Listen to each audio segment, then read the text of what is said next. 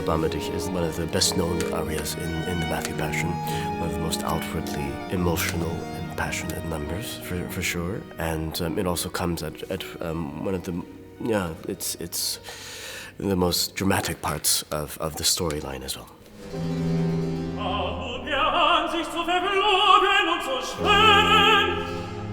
Ich kenne des Menschen nicht.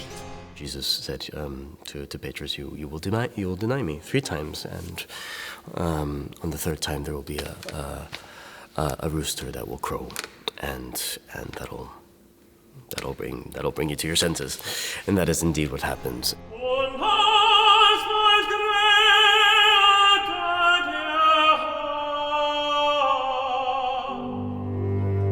And Peter is reminded of these words and is in utter shame of betraying his friend, his Lord, and is just decimated.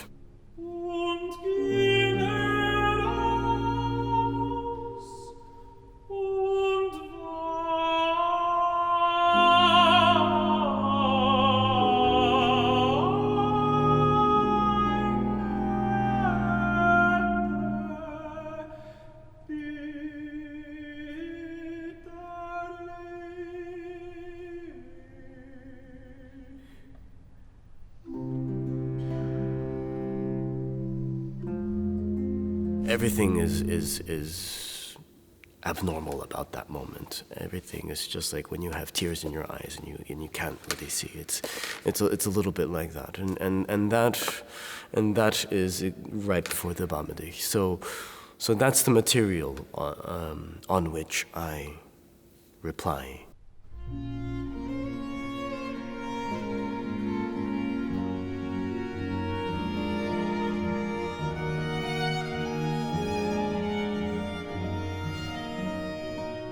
In an ideal situation, I'm just as moved as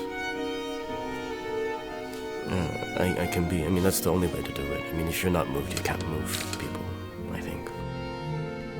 The more I let go and the more I risk, the more I dare to really tell the story, the more truthful it's going to be.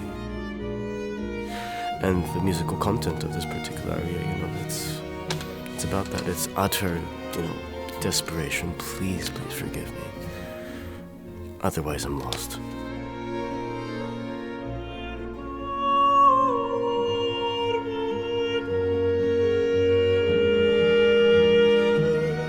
What the singer has is text, and the text, of course, is full of meaning. I don't have any of that. But what I can do is to decorate. And of course, in the very beginning of the Erbarme dich is the so-called slide or Schleifer. This little figure. It's basically a note that's decorated by 2 previous ones. So you have these extra notes, and you have that all over the place.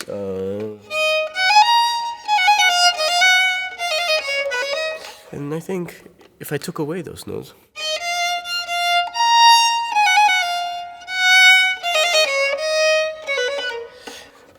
also possible, but it doesn't carry the weight.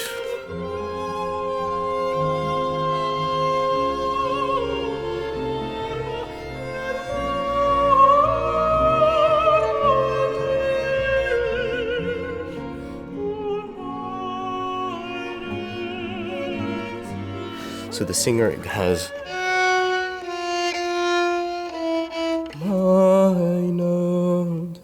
and against this, the violin has. So what happens actually at that moment is that you have,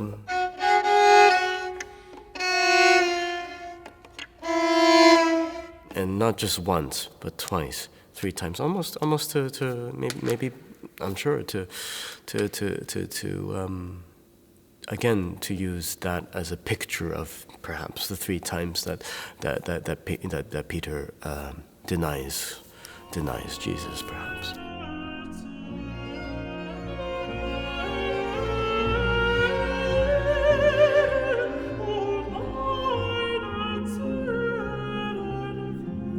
I have to say I do like that part where I get to go up to that high D.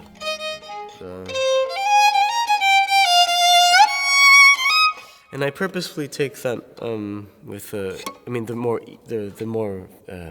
safer fingering is to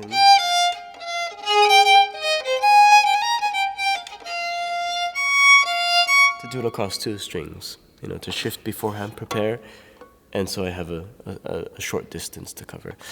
But I think that, safety doesn't interest me at that point, and it's much more dangerous and to cover that distance on the E string.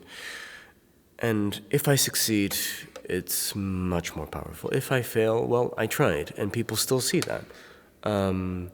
And I think that's one of these places where, again, if the more you let go and you just go, you'll get it.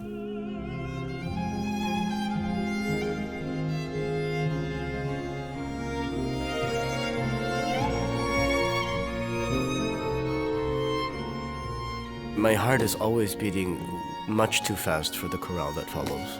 And I have a few arias after that I don't play. And it's a good thing, because it takes me a little while to come away from that.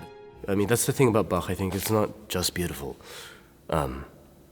whatever that means. But it's true. It's genuine. It's authentic. It's human. It's divine. And he keeps our attention.